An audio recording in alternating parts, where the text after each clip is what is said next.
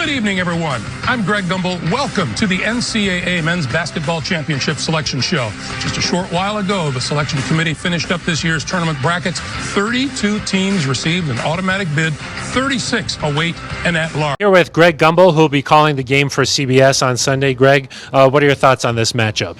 I think that most everyone is around the country just wondering what's up with the Denver Broncos, and rightly so. I think that we know that they're a more talented team than their record shows, but the fact is, for whatever reason, it hasn't come together. There's been instability at the quarterback position, but God, there's just so much talent around, and it just seems like they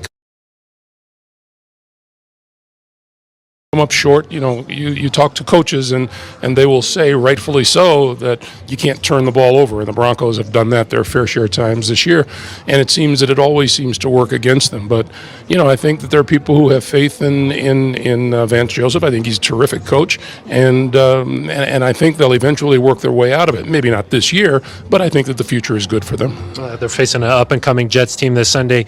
Greg, I was going through some old photos, and I saw that you were actually on the stage when you handed off the Lombardi Trophy, the first one in franchise history. What do you remember from that night? I remember, I believe I was wearing a suit, and it was fairly new. And John Elway was up there, and he walked up, and the first thing he did with all of the dirt and mud and grass all over him is he gave me a big hug. I went, oh, how could you? That's what I remember most about that night, but it was kind of fun. I think it was also the same night that we might have done, I was at NBC at the time, and I might have done a live lead-in to the show Third Rock from the Sun. And I was giving the final score so that it was up to date. I was giving the final score of the Super Bowl just completed, and John Lithgow came running up talking about there are aliens, and there were two actors who grabbed him and started to drag him away. There were other security people who didn't know it was a show, and they were helping him drag Lithgow away. It was kind of interesting, but I think I only want to do that once. Do you remember that when Pat Bowlen said this one's for John? I mean, what iconic words, right? Yeah. I've had the chance.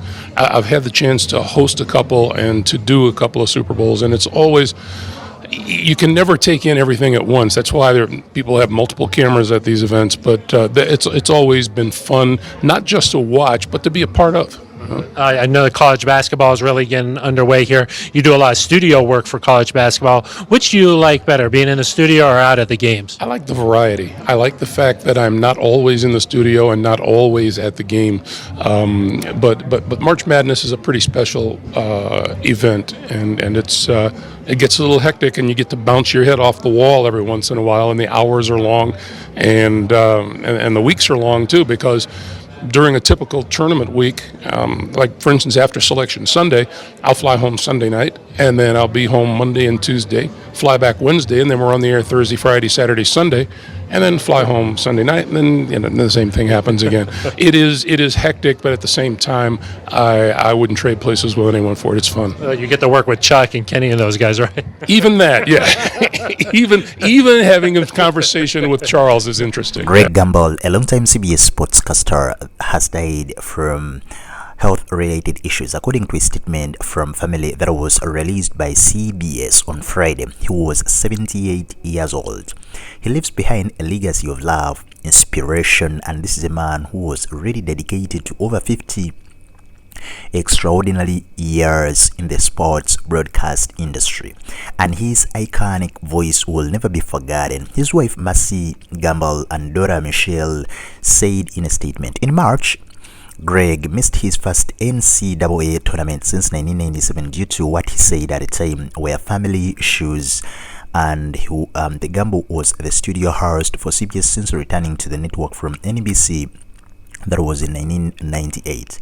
He signed an extension with CBS, I think last year, that allowed him to continue hosting college basketball while stepping back from NFL announcing duties. In 2001, he announced Super Bowl for CBS, becoming the first black announcer in the US to call play-by-play of a major sports championship. David Benson, the president and CEO of CBS Sports, described him as breaking barriers and setting standards for others during his years as a voice for fans in Sportsman. He was really tremendous, really talented, very great voice, and of course a legend within sports broadcasting.